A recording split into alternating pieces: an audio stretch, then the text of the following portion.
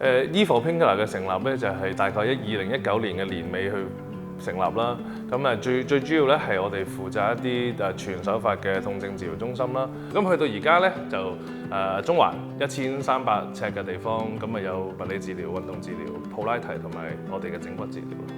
我哋主要咧其實會去處理一啲比較普遍啲嘅，可能肩頸膊痛啦、偏頭痛啦。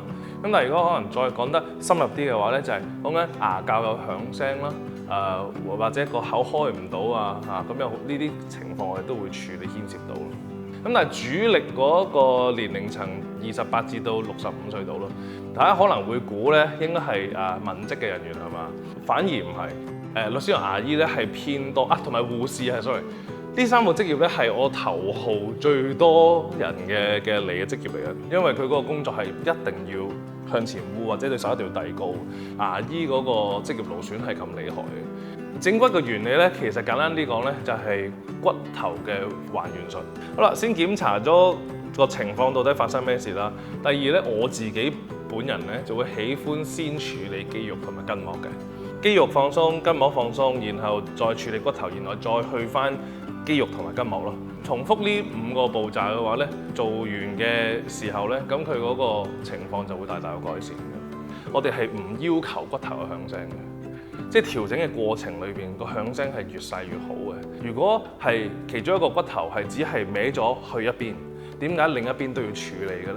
即係有少少百思不得其解嘅。即係如果喺放鬆嘅世界可能存在嘅，但係如果喺治療學嘅世界裏邊，我諗係唔存在嘅。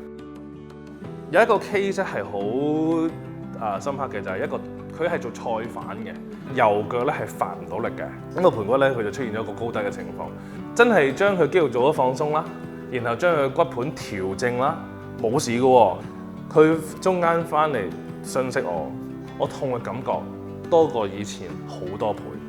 佢啲腸咧原來天生咧係發大咗嘅，每日都會肚屙6至8次。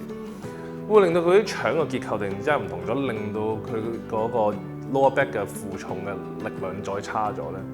咁我哋後尾研究過都係唔好搞。我發現到好多香港人啦，其實係俾一啲好不知名嘅痛楚咧去纏繞住嘅。咁所以牽涉到我後嚟即係每一年我都會做幾次嘅義診嘅，去處理一啲有困擾痛症纏繞嘅人啦。即係原來香港有咁多呢類型嘅情況，呢個比較深刻啦，呢個想法深刻。其實就係一個叫做主張，就係可能你做咗一段時間，你就起身行下喐下，做下伸展動作，呢個就係最佳嘅 tips 咯。戒咖啡咯，戒咖啡係一個好重要嘅小 tips 咯。